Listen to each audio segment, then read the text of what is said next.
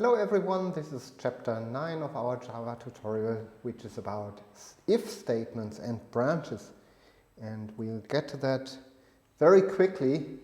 So what is an if statement? You probably know this from other programming languages.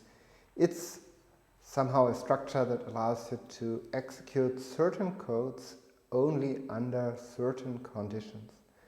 So you see here the basic structure of an if statement. Well, we have the keyword if, then in the round brackets we have a condition which is evaluated either to true or to false, and if this is true, then the code within these curly brackets is evaluated.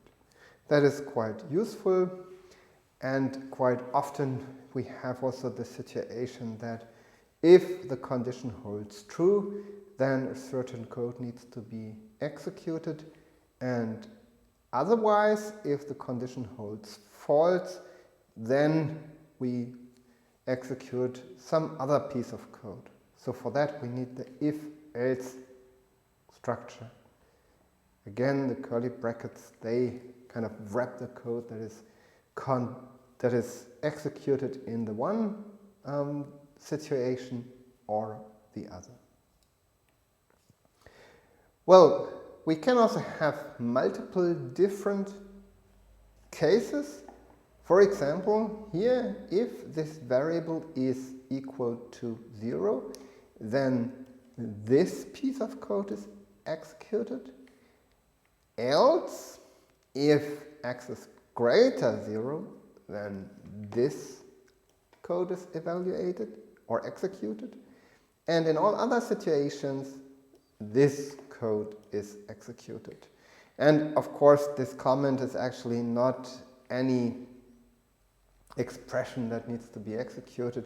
That's just a comment, but you need to imagine that, of course, here there can be additional lines of code. I should also point out that this symbol here, that is the test for equality. Yeah, so if we would just have one equation symbol that we used already before, that is the assignment operator, which you know, for example, from examples like int a is equal to 2, yeah, that is an assignment of the variable a. But if you have this double equation symbol, that is the evaluation, so the test for equality, and this is evaluated to true or false, depending on the current value here in this variable x. So it's not an assignment.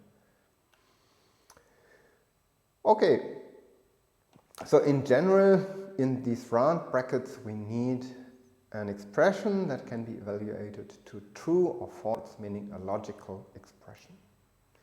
Here we have somehow a small Java program which is reading a number from the keyboard, and then it's computing the absolute value of that number and printing this variable, this absolute value of the variable then to the console, to the standard output.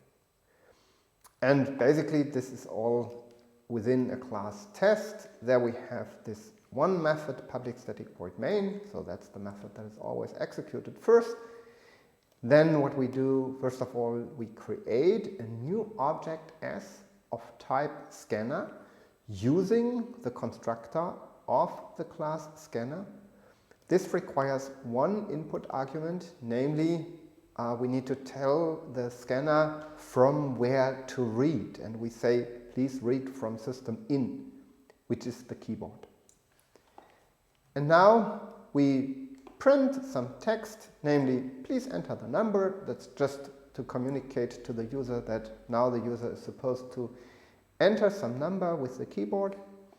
Then we use this instance method next within the class scanner. That's defined for the class scanner, but it's an instance method, so we need to specify an object S and ask that object, please provide us with the next string, with the next input as a string. And this this result we then take and assign to this variable Eingabe, which means input in German, of type string. So, and then next what we do, we use the class method passDouble from our class double. So we ask this class double, please pass our string Eingabe to a double number. And the result of this passing operation is then assigned to this double variable d. Next we compute an absolute value, namely we introduce a double variable abs, which we first initialize with d, and if this current value in this variable abs is less than 0, then we kind of switch the sign of this variable. So we say, okay, please take the negative of this variable and assign that to that variable again.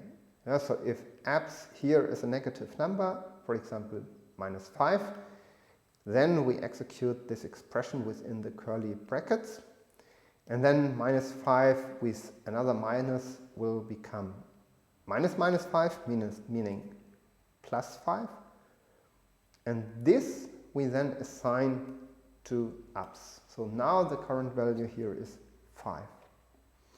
And finally we just print this value here to system output.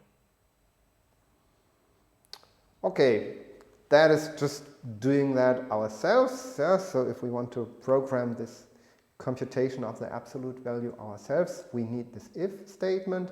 However, well, of course, such an important thing as this absolute value computation, that is already defined as a method in this class math.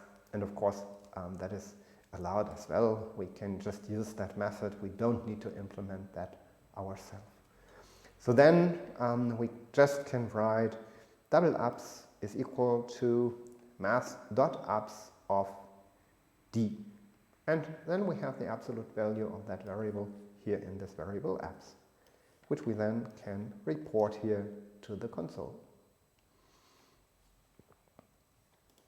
Well, that's it already for this session. You've seen how to use if, and also that there is more than if, there's also else if and else.